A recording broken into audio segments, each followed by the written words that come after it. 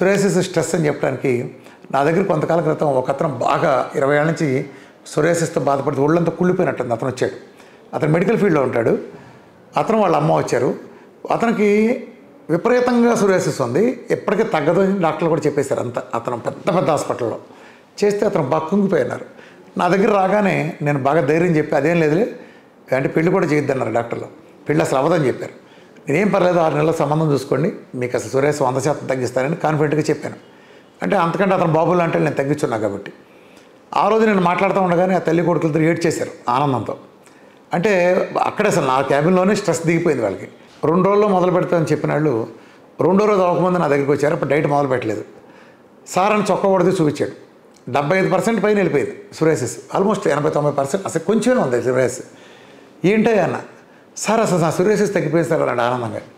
ఏంట్రా అంటే స్ట్రెస్ పోయింది. ఎప్పుడైతే నేను భరోసా ఇచ్చానో అప్పటిదాకా అతను భరోసా నా మాట లేదు.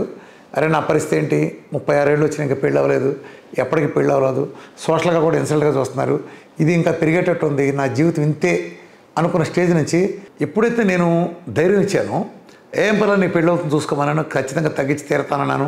అతను కూడా తెలుసుకునేంత సోరియాసిస్ తగ్గిన టెస్ట్ మోడల్ చూశాడు.